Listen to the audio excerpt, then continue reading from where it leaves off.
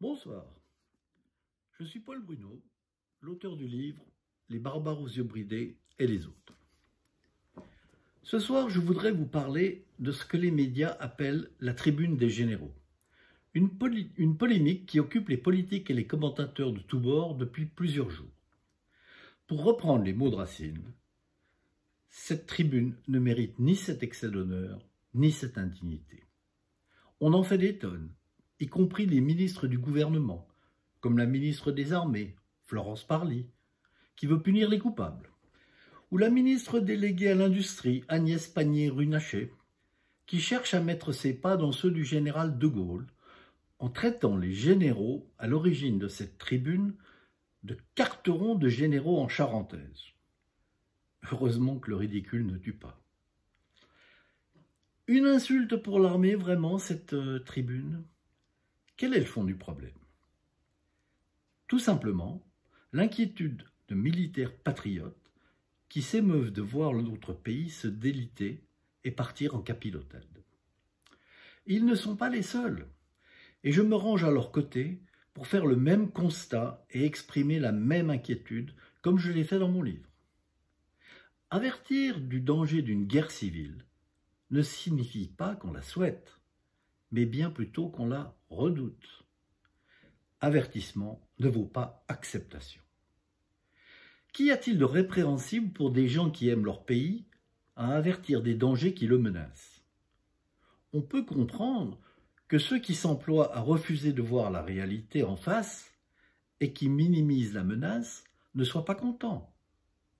Il n'empêche que la vérité est là, toute crue, et que de plus en plus de citoyens s'en rendent compte et ne croient plus aux paroles lénifiantes de nos gouvernants. En 1938, à Munich, les démocraties ont voulu croire qu'Hitler pouvait être amadoué en lui cédant. Résultat, elles eurent le déshonneur et la guerre. Double peine. C'est la même chose aujourd'hui. Faut-il céder à ceux qui mènent une guérilla contre la France? Ou faut-il se rebeller et avoir le courage de les affronter avant qu'il ne soit trop tard et que le rapport de force ait basculé en leur faveur? Et que Marine Le Pen ait cherché à récupérer à son profit cette inquiétude, ou que Jean-Luc Mélenchon dénonce une tentative de putsch, ne change rien à l'affaire. C'est une tempête dans un verre d'eau qui retient l'attention car elle traduit l'interrogation et l'inquiétude grandissante des Français sur l'avenir de leur pays. Les généraux n'en sont que l'interprète, mais venant de militaires, cela décuple la perception du danger et irrite le pouvoir.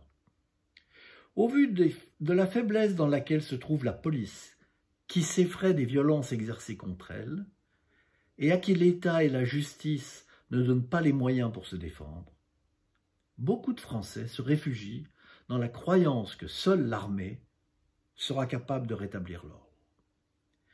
Constater que celle-ci redoute une guerre civile ne peut qu'alimenter la crainte légitime de la population et indisposer le pouvoir. Mais c'est la réalité toute crue, Monsieur le Président. Même votre ami Gérard Collomb l'a anticipé en quittant le ministère de l'Intérieur. Alors réagissez, au lieu de vous offusquer que des patriotes courageux refusent de faire la politique de l'autruche en vous appelant à l'action.